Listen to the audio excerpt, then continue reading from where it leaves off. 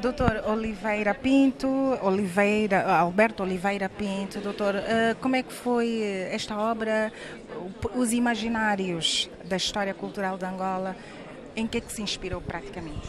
Bem, eu tenho vindo a estudar a história de Angola há 20 anos, há mais de 20 anos. Estudei sempre as problemáticas da história de Angola, que é muito anterior à independência. Este livro pretende ser uma proposta de uma nova forma de perspectivar a história, através das representações, daquilo que todos nós, angolanos, mas também os estrangeiros, veem Angola em determinadas épocas. E, portanto, julgo eu que é um primeiro trabalho, pelo menos acerca da história de Angola, da chamada história cultural, da chamada história dos imaginários, das representações. Há trabalhos do género em França, em Portugal, noutros países. Eu julgo que em Angola é a primeira vez, e é um convite a que outros historiadores se debrucem sobre a questão dos imaginários e também das, digamos, da organização da memória, que é o nosso património, não é? Que é o nosso verdadeiro património. Sendo a primeira vez que vivências aqui teve, enfim, hoje temos esta obra, foi difícil concebê-la? Esta obra é o resultado de muitas outras, de muitos anos desde que estudo a história de Angola. Estudo a história de Angola desde que regressei a Angola, desde 1996, pelo menos. E o que é que mais impressionou nesta sua pesquisa? É uma pergunta difícil de responder. O que mais me impressionou ao longo destes anos todos, eu que nasci numa Angola colonial e que vivi numa Angola colonial, foi justamente o facto colonial que ainda está vivo atualmente, passados mais de 40 anos de independência.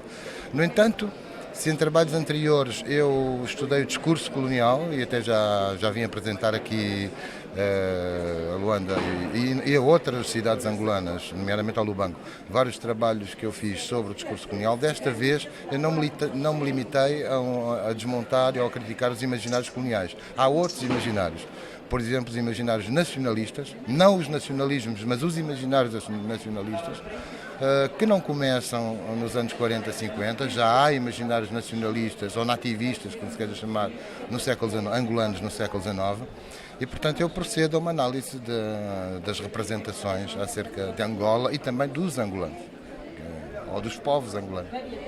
Que dificuldade teve para colocar todos esses imaginários nacionalistas em papel? A dificuldade de qualquer investigador, no fundo, é o trabalho diário, é investigar e é saber analisar um texto. Não teve dificuldade nenhuma? Enormes dificuldades. Bem, eu trabalho.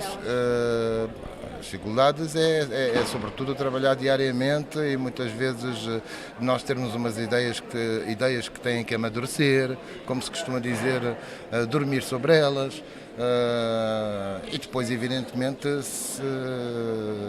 só escrever ou só passar para o papel quando temos segurança naquilo que estamos a dizer ou que estamos a especular.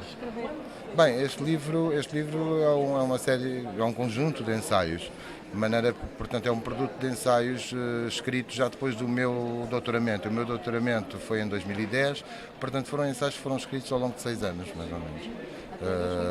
Até 2016. Foram 6 anos. Sim, 5, 6 anos. 5, 6 anos. O que é que gostaria de ver retratado aqui nestes imaginários e que, por alguma eventualidade, não está aqui retratado? Eu próprio digo no texto introdutório que este livro não esgota os imaginários da história de Angola. São três categorias que eu próprio categorizei ou eu elaborei de imaginários, portanto, respectivamente, os imaginários nativistas ou românticos, os imaginários coloniais e, finalmente, os imaginários nacionais ou nacionalistas. No entanto, muitos outros podem vir a ser,